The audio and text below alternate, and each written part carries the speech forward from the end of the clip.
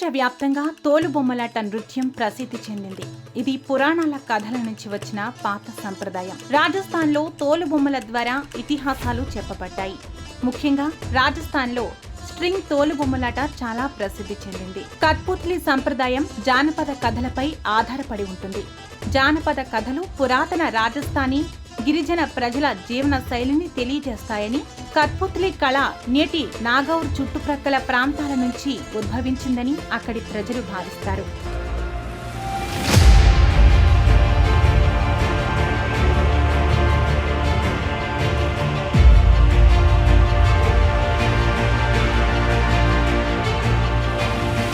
కత్ అంటే చెక్క, పుత్లీ అంటే ప్రాణం లేని బొమ్మ అని అర్థం. కట్పుత్లీ 1000 ఏళ్ల క్రితం రాజస్థాన్లోని భట్ గిరిజన సంఘంచే ప్రారంభించబడిన ప్రసిద్ధ బొమ్మల నృత్య ప్రదర్శన. కట్పుత్లీ చెక్కతో తయారు చేసి బొమ్మ లోపల పత్తిని పెడతారు. ఈ తోలుబొమ్మలు సాధారణంగా 1.5 అడుగుల ఎత్తులో ఉంటాయి. వీటిని సవాయి మాధోపూర్, బారీ, ఉదయ్పూర్లో తయారు చేస్తారు.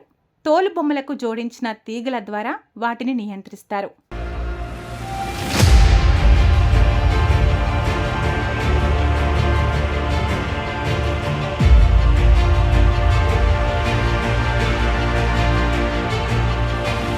ఢిల్లీ షాదీపూర్ డిపోలో కట్పుత్లీ కాలనీ అని పిలువబడే ప్రాంతం ఉంటుంది.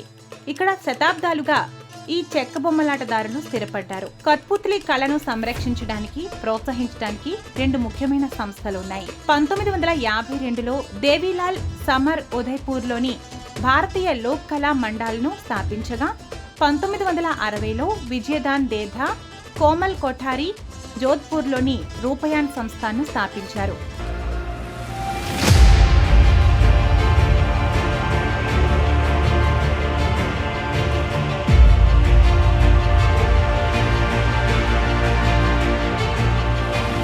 రాజస్థాన్ సంస్కృతి, చరిత్ర, సంప్రదాయాలు, కళాత్మక వారసత్వాన్ని గౌరవిస్తూ తోలుబొమ్మలను అందంగా తయారు చేస్తారు. అంతేకాదు, ప్రదర్శనలలో అవి ఆకర్షణీయంగా కనిపించడం కోసం బాగా కష్టపడతారు. భట్ కమ్యూనిటీ వారు ఇంటి వద్ద చేతితోనే సున్నితమైన తోలుబొమ్మలను తయారు చేస్తారు. వాటిని దుస్తులు, ఆభరణాలు, ఇతర అలంకారాలతో వాటిని అలంకరిస్తారు. బొమ్మలను ఆడించుకుంటూ కథల రూపంలో కళను ప్రదర్శిస్తారు. కొన్ని శతాబ్దాలుగా వారసత్వంగా ఈ కళను కొనసాగిస్తున్నారు. చెక్కపై బొమ్మకు కళ్ళు, ముక్కు చెక్కి రంగులతో వాటిని అందంగా తీర్చిదిద్దుతారు. దీంతో అవి చూడటానికి చాలా అట్రాక్షన్గా కనిపిస్తాయి.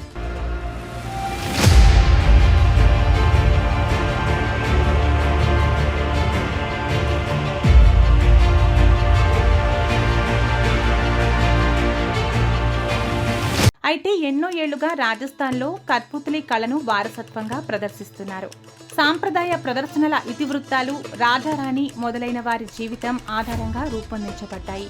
కాలానికి అనుగుణంగా కట్పుత్లీ తోలుబొమ్మలు పోలియో, ఎయిడ్స్, బాల్య వివాహాలు, వరకట్నం, అనేక ఇతర సామాజిక దురాచారాలపై అవగాహన కల్పించడంలో ఎంతో ఉపయోగపడుతున్నాయి.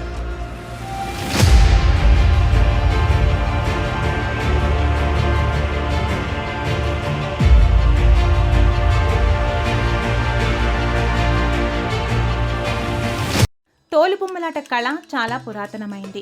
మొదటిలో తోలుబొమ్మ ప్రదర్శనలు ఎక్కువగా రాజులు, రాకుమారులు, వీరుల చరిత్రలతో పాటు గ్రామీణ ప్రాంతాల్లో రాజకీయ వ్యంగ్యానికి సంబంధించినవి. టెలివిజన్, ఇతర మాధ్యమాలు లేనప్పుడు ఈ కళాకారులు వివిధ ప్రాంతాలకు వెళ్లి తోలుబొమ్మలాట ద్వారా తమ సందేశాన్ని ప్రజలకు చెప్పేవారు.